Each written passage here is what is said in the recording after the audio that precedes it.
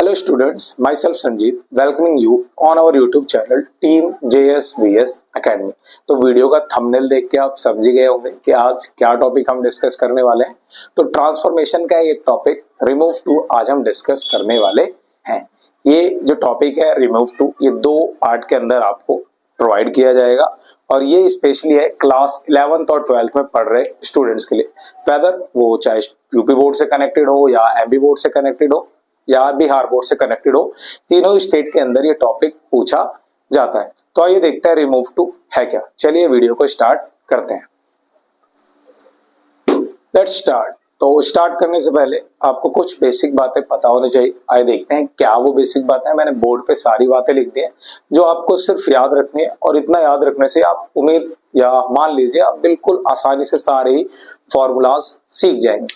तो आइए देखते हैं क्या है बेसिक चीजें। तो रिमूव टू, एक्चुअल में टू है क्या, तो आपको पता होना चाहिए टू क्या है। एडवर्ब, एडवर्ब या नाउन, प्रोनाउन, एडजेक्टिव, वर्ब, इसकी नॉलेज मैं उम्मीद करता हूँ आपको थोड़ी बहुत होगी। नहीं है तो हम आने वाले टाइम में इनके ऊपर भी वीडियोस लेके आने वाले हैं। और ये टू हिंदी में क्या सेंस देता है, जहां भी हम सेंटेंस में यूज करेंगे तो ये दिखाता है जरूरत से ज्यादा। कोई चीज जरूरत से ज्यादा है, इस सेंस में इसका इस्तेमाल हिंदी में होता है। और भी कुछ आपको याद रखना चाहिए, जैसे ये टू जब भी आएगा इसके साथ एक इसका छोटा भाई TO2 वाला भी लगा हुआ आएगा। जब तक मैं नहीं कहता कि ये टू नहीं आएगा तब तक आप मान के चलना है कि टू अगर आता है तो इसके साथ टू ये पेपर के अंदर मिलेगा। कुछ चीजें आपको आइडेंटिफाई करनी है कि जो सेंटेंस दिया हुआ है वो प्रेजेंट में है या फिर पास्ट में। तो कैसे पहचानेंगे प्रेजेंट या पास्ट में? तो प्रेजेंट में होगा तो हम जानते हैं प्रेजेंट की हेल्पिंग वर्ब लगी होगी इज, एम या फिर आर। क्या इसके अलावा कुछ और हो सकता है? नहीं। हैज, हैव, ऐसी कोई चीज नहीं होगी। इज, एम या फिर आर ही अवेलेबल होगा। और अगर पास्ट में होगा तो वाज या वर होगा।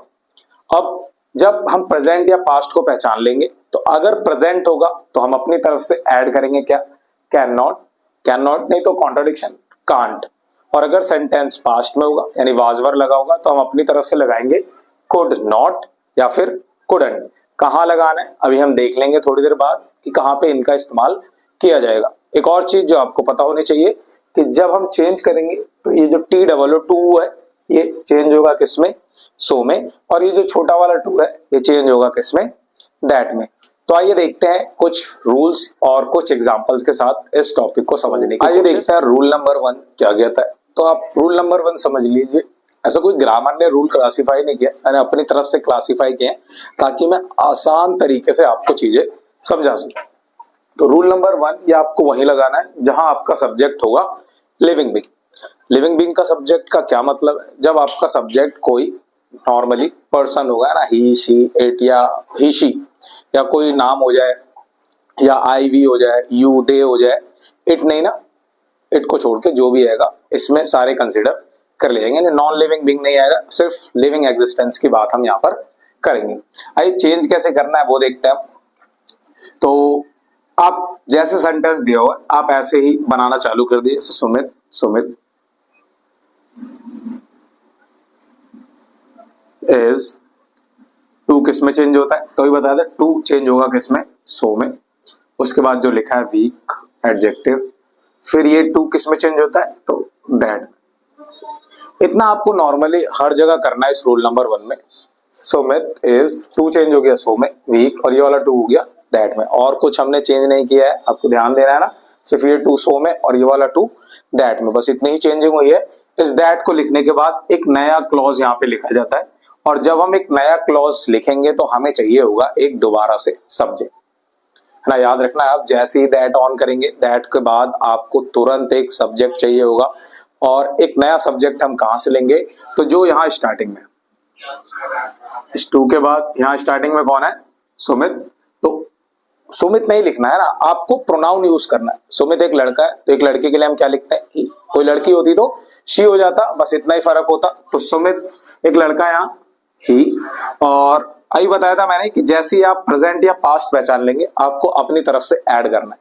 कुछ ऐड करने के लिए बताया था, याद कीजिए। तो क्या ऐड करने की बात हो रही थी? प्रेजेंट होगा तो कैन नॉट और पास्ट होगा तो कुड नॉट। तो मैं देख पा रहा हूं यहाँ प्रेजेंट है, इसलिए मैं इस सेकंड सब्जेक्ट के बाद क्या लिखूंगा? Can not.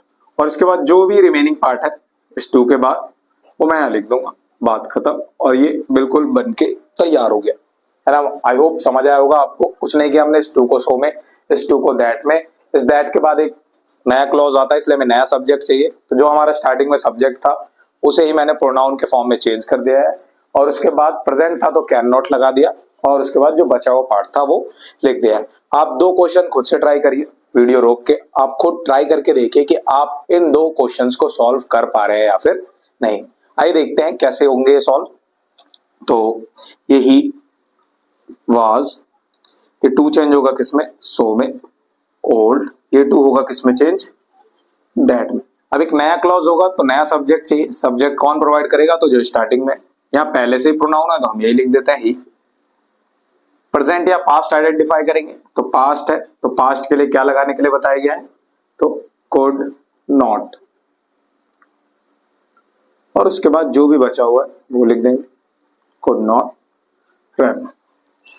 थर्ड आप कैसे चेंज कर सकते हैं, तो राज इज, ये 2 किसमें चेंज हो जाएगा, सो में, पावरफुल, ये 2 चेंज होगा किसमें, दैट में। और इसके बाद आपको एक नया सब्जेक्ट चाहिए, तो सब्जेक्ट आप स्टार्टिंग से लेंगे, राज यहाँ दिया हुआ है तो राज एक लड़का है, इसलिए क्या हो जाएगा ही। अब प्रेजेंट या पास्ट देखेंगे तो प्रेजेंट है तो अपनी तरफ से क्या लगाने के लिए बताया गया है, कैन नॉट, और उसके बाद जो भी बचा हुआ है लूज। तो ये बहुत ही इजी है ना, इससे आसान कुछ नहीं हो सकता। आई होप आपको चीजें समझ आई होंगी। आइए देख लेते हैं एक बार दोबारा कि कैसे करना है। ये 2 चेंज करना है आपको सो में, ये वाला 2 चेंज करना है दैट में। दैट के बाद नया क्लॉज आता है, आपको एक सब्जेक्ट चाहिए जो स्टार्टिंग से आपको मिल जाएगा प्रोनाउन के फॉर्म में। प्रेजेंट या पास्ट देख के आप कैन नॉट या कुड नॉट का इस्तेमाल करेंगे, और उसके बाद जो भी बचा होगा वो लास्ट में लिख देंगे। हिंदी मीन मैंने बताया था क्या मतलब निकलता है इसका, जरूरत से ज्यादा। जैसे क्या है, Sumit is too weak, Sumit जरूरत से ज्यादा कमजोर है टू विन, यानी जीतने के लिए, यानी इतना ज्यादा कमजोर है कि वो जीत ही नहीं सकता।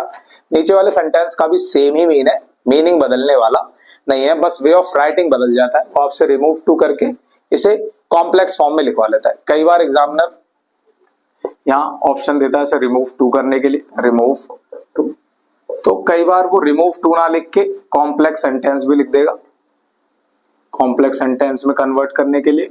तो आपको कंफ्यूज नहीं होना, दोनों में आप सेम ही तरीका इस्तेमाल करेंगे। आई होप आपको चीजें समझ आए होंगे। आइए देखते हैं रूल नंबर 2। रूल नंबर 2 किसके लिए, 1 हमने लिविंग बीइंग के लिए देखा था, तो ऑब्वियस है कि rule number 2 non living being के लिए होने वाला है। अब जब नॉन लिविंग बीइंग के लिए होगा तो वहां पे किसी ऑब्जेक्ट का नाम लिखा होगा। इनकेस ऑब्जेक्ट का नाम नहीं है तो इट के साथ सेंटेंस की बिगनिंग होगी। जैसे यहाँ पे आप देख सकते हैं दिस ड्रेस के साथ है, यहाँ टी के साथ है, और अगर ये कोई ऑब्जेक्ट नहीं है तो इट के साथ सेंटेंस की बिगनिंग होगी।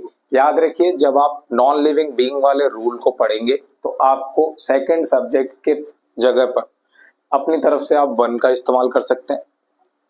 अगर 1 का इस्तेमाल करते हैं तो आपको सेंटेंस एक्टिव वॉइस में लिखना होगा।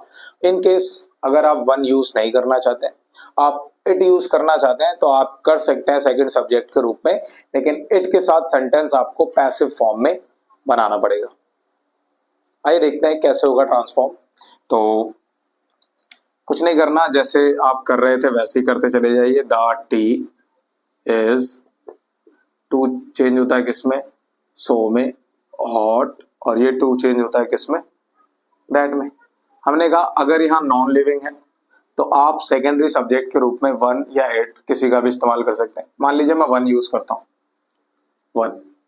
अब सेम है, सब्जेक्ट लिखने के बाद आप प्रेजेंट या पास्ट देख लीजिए, तो प्रेजेंट है तो अपनी तरफ से क्या लगाने की बात हुई थी, कैन नॉट या कांट, और उसके बाद जो भी बचा हुआ लिख दीजिए। ड्रिंक रह रहा है तो ड्रिंक आप लिख दीजिए, इनफ। समझ गए, आपको कुछ नहीं करना। 2 की जगह सो, इस 2 की जगह दैट, और नॉन लिविंग बीइंग को देखते ही अपनी तरफ से सब्जेक्ट ऐड करना है क्या, 1, और इसके बाद प्रेजेंट या पास्ट के हिसाब से कैन नॉट या कुड नॉट, और लास्ट में जो भी बचा हुआ। Same this dress is, 2 change होगा किसमें, सो में, और ये चेंज होगा किसमें, कॉस्टली, और ये वाला 2 चेंज होता है किसमें, दैट में। इसके बाद आप नॉन लिविंग थिंग है तो आप अपनी तरफ से मन करे तो लगा सकते हैं 1, अगर मन है तो आप इट के साथ भी जा सकते हैं। 1 के साथ हमने एक एग्जांपल देखा, तो आइए इट के साथ कैसे बनाते हैं वो भी देख लेते हैं, क्योंकि इट का इस्तेमाल होगा तो सेंटेंस जाएगा पैसिव फॉर्म में। तो आप यहाँ दैट के बाद लगा सकते हैं इट, आपकी मर्जी है। This dress is so costly that it, और उसके बाद सेंटेंस में देखेंगे हम प्रेजेंट है या पास्ट है, तो मैंने देखा प्रेजेंट है तो प्रेजेंट के हिसाब से क्या लगाते हैं, कैन नॉट। आइए बताया कि अगर आप इट का यूज करेंगे तो सेंटेंस पैसिव फॉर्म में होना चाहिए। पैसिव फॉर्म में कब होगा, जब आप कैन या कुड के बाद बी लगाएं और बी के बाद वर्ब की थर्ड फॉर्म लगा दें, है ना। पैसिव फॉर्म कैसे बनेगी, तो मॉडल के बाद आपको लगाना पड़ता है बी और बी के साथ लगानी पड़ती है वर्ब की थर्ड फॉर्म। तो कुछ नहीं करना, कैन नॉट आपने लिख दिया, आप इसके बाद लगा दीजिए बी, और जो भी आपकी यहाँ वर्ब दी होती है उसकी थर्ड फॉर्म लिख दीजिए। जैसे बाय की थर्ड फॉर्म क्या होती है, बॉट होती है, बॉट, फुल स्टॉप। तो कोई बहुत हार्ड एंड टफ रूल नहीं है, बहुत इजी सा ही है। कैन नॉट कुड नॉट के बाद भी जो भी गिवन वर्ब है उसकी थर्ड फॉर्म का आप इस्तेमाल कर लीजिए, बस इट के साथ भी बन के तैयार हो जाएगा। आई लास्ट है, देख लेते हैं, आप खुद से ट्राई करिए, दोनों ही रूल इस पर लगा के देखिए आप लगा पा रहे हैं या फिर नहीं लगा पा रहे हैं। आपने ट्राई कर लिया तो आइए देखते हैं। तो it is so high that, अब हम 1 के साथ भी बना सकते हैं, इट के साथ भी बना सकते हैं। तो पहले मैं इट के साथ देख लेता हूं। इट प्रेजेंट है या पास्ट है, तो प्रेजेंट है आप बोलेंगे तो आप लिखेंगे कैन नॉट, और उसके बाद बी और वर्ब की थर्ड फॉर्म क्लाइम, क्लाइम की थर्ड फॉर्म लिख देंगे आप क्लाइम्ड। आप 1 के साथ भी बना सकते हैं, कोई गलत नहीं है। 1 के साथ कैसा होगा, it is so high that 1 can not climb. आपका मन करे तो 1 के साथ जब आप बनाते हैं तो लास्ट में इट ऐड कर सकते हैं। जब आप बनाते रहेंगे तो आपको पता भी चल जाएगा किस केस में आपको इट लगाना है और किन केसेस में इट का इस्तेमाल नहीं करना है ना। प्रैक्टिस करते रहेंगे तो आप धीरे धीरे चीजें सीख जाएंगे। ये जो भी लास्ट ईयर एग्जाम में पूछे गए हैं, चाहे वो यूपी बोर्ड हो, एमपी हो, चाहे बिहार बोर्ड हो, किसी भी स्टेट का बोर्ड हो, मैं वो क्वेश्चंस भी आपके सामने लेके आऊंगा और उन पे क्या अप्रोच लगाई जाए वो भी हम वहां पे डिस्कस करेंगे।